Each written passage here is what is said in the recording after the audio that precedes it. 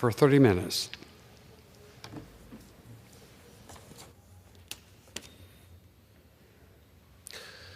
Thank you, Mr. Speaker.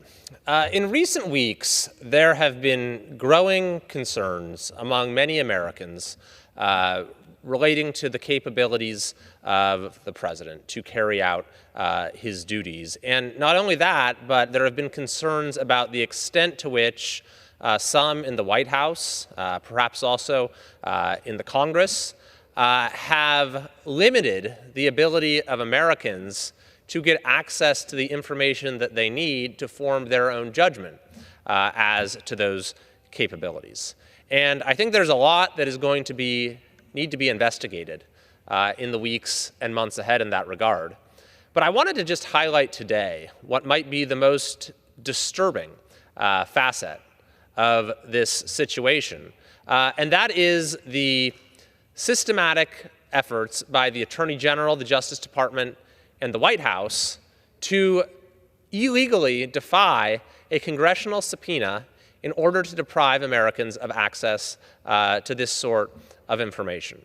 And I wanted to specifically highlight what is perhaps Exhibit A, you might even call it a smoking gun, that the White House acted in a consciously political way and deprived Americans of access to information, defied a congressional subpoena, defied the idea of the separation of powers and checks and balances for purely political reasons.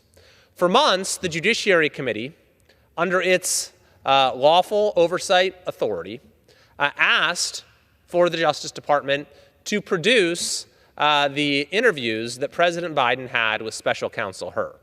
These interviews were conducted, of course, as part of an investigation into the president's mishandling of classified information.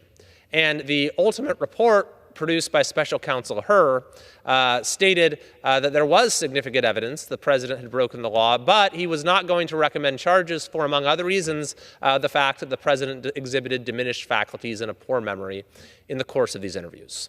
So the House Judiciary Committee had several legitimate bases to request access to those interviews. And indeed, the Justice Department appeared to agree inasmuch as they did produce transcripts of those interviews. However, they have adamantly and consistently refused to actually provide the best available evidence of materials that they have agreed are pertinent to our oversight responsibilities, and that is the recordings themselves. These recordings exist.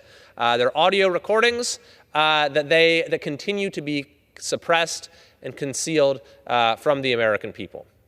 And so what I have here is the letter from the White House counsel, Edward Siskel, written to the chairman of the Oversight Committee and the Judiciary Committee, formally invoking executive privilege. This happened after weeks and weeks and weeks of stonewalling for the Justice Department. It happened moments before a hearing was convened to hold the Attorney General to cite him in contempt. Suddenly, the president exerts executive privilege. And what they said in this letter, this line right here, is really the giveaway. You might even call it a smoking gun, where it says the absence of a legitimate need for the audio recordings. Of course, we did have a legitimate need for them cited repeatedly in correspondence, but this is what he says: the absence of legitimate need for the audio recording lays bare your likely goal: to chop them up, distort them, and use them for partisan political purposes, demanding such sensitive and constitutionally protected law enforcement materials from the executive branch because you want to manipulate them for potential political gain is inappropriate. Now, first off, this might remind you of what we've been hearing now for weeks and for months about various videos posted online, that these were somehow selectively edited, these were deep fakes, these were eliminating context. We now know that all of that was, fairly bogus in terms of what Americans have now seen plainly with their own eyes. But what's clearly going on in this paragraph is the White House is relying on a political justification for withholding the materials, but they know they can't state that explicitly, so they simply accuse us on the committee of having a political motivation.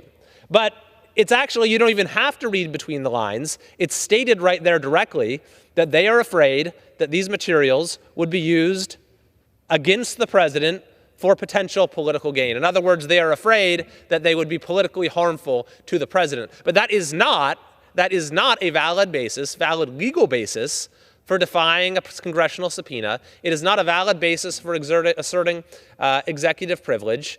And it is very revealing as far as what the White House knew about the recordings and about the concerns that the American people have in overwhelming numbers right now, is they feared that what was revealed in those recordings would be politically disadvantageous to the president. And so as we continue to learn more about the efforts that have been undertaken by the White House to deprive Americans of their right to know the most crucial of information, I think that this report and this entire series of events related to the subpoena issued to the Attorney General is going to be a very important starting point.